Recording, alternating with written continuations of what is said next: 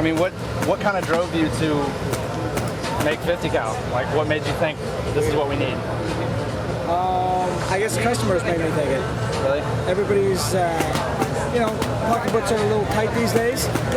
People are a little tight of cash, so they're looking for either alternatives. I mean, but they really still want to play paintball, but they go to airsoft because it's cheaper or whatever. Yeah, because they get 5 million BBs for it. Exactly. I mean, they're telling us, we want to play your game, but we can't afford it. And most of the manufacturers aren't listening. So after I sold Draxus, I kind of had a couple of years off, and I really had a chance to sit down and listen to everybody. So you're trying to get them the game time that they want for the money that they have. Absolutely. Pretty much that's the basis for it. You know what the problem is with our game is that the guy that wants to go and play, and he's got $50 in his pocket, he can go play.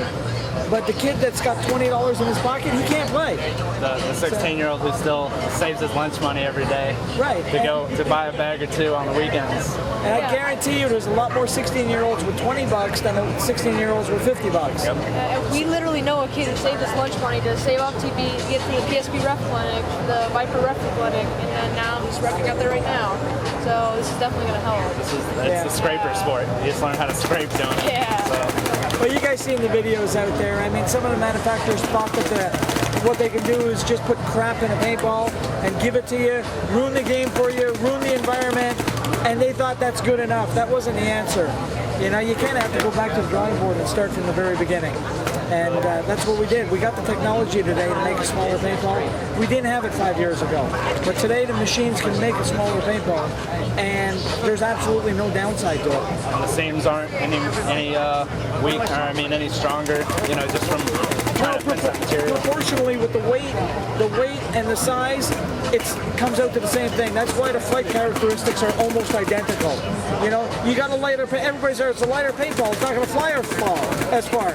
But you got to remember, it's lighter, but it's smaller, so there isn't nearly as much wind resistance, so it cuts through the wind nicely. That's true. And because it's smaller, the best way to explain it is take a balloon and put a lot of water in it. Now, that thing gets all mushy when it's in, when you play with it, when you fondle it. Well, do that with a smaller balloon with less water, it doesn't move as much. That's why a smaller paintball is actually more accurate than a bigger paintball. Wow. And then, see here, what? Fill. Is there going to be the same amount of fill? Or No, the fill is a lot less. And you don't need as much. If you guys are looking at video or looking at Facebook magazine, has some beautiful pictures where they catch the paintball just breaking on somebody. When you look at the picture carefully, you'll notice almost 60% of the paint is spraying into the air. That's because there's so much energy. There's 14.5 joules of energy in a 68 paintball. That energy has to go somewhere. So when it hits you, it just sprays into the air and dissipates the energy. It's too much energy. A 50 cal only has 5.1 joules of energy. That's why when a 50 cal hits you, it sticks.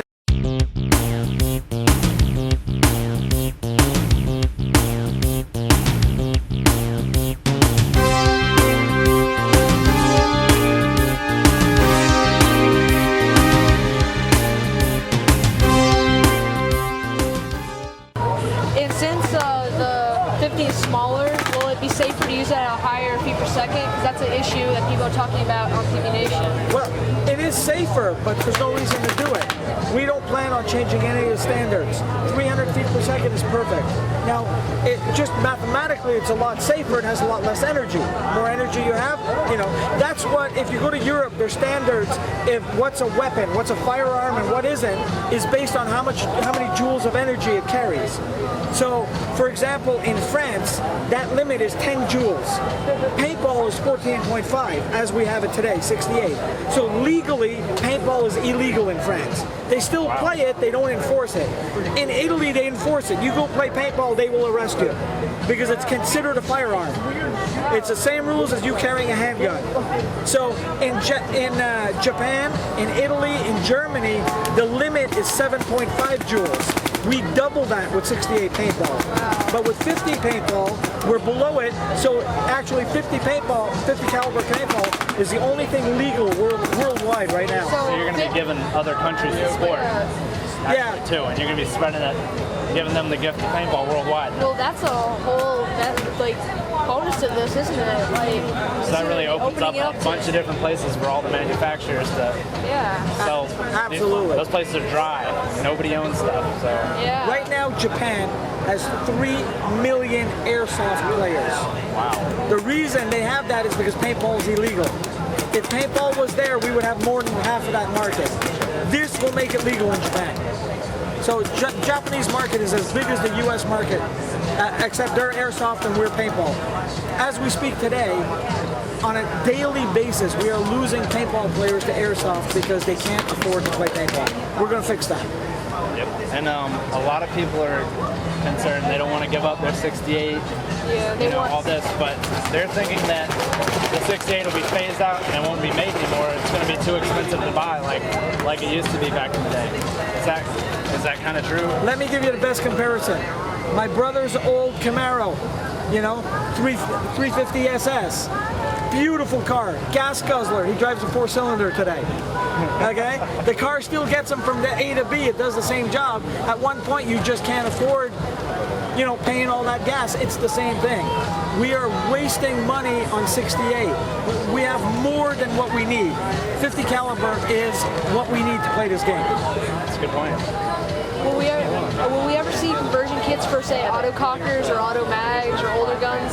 I would think you would. I mean, there's a lot of creative people out there. A best example is Planet Eclipse has already made a conversion kit for their gun. Okay. So they have it if you go walk by their booth. Now they do have a 50 caliber gun coming out, Oh, really? but the conversion kit is what they have today. Oh, okay. So kind of like their old customers aren't left in the dust. Yeah. But as you see with the Nano, it's half the size of an Eclipse gun. Yeah. So at the end of the day, you probably want to make a 50 cal gun from scratch because you don't need all that extra metal. But no, I would think most companies would. But I can't tell you what they're going to do. It's their companies. And also that Nano is half the size. It's also half the price of a Planet It's half the Eclipse. size. It's half the price. It takes half the amount of air, and it costs you a lot less to buy your paintballs. Yeah. So if it shoots us, let's go Yeah, play. I say Exactly. we shoot it now. Why don't you do that? Let's go. Want me to take this off? Sure. Well, Cheesy's gonna be shooting it.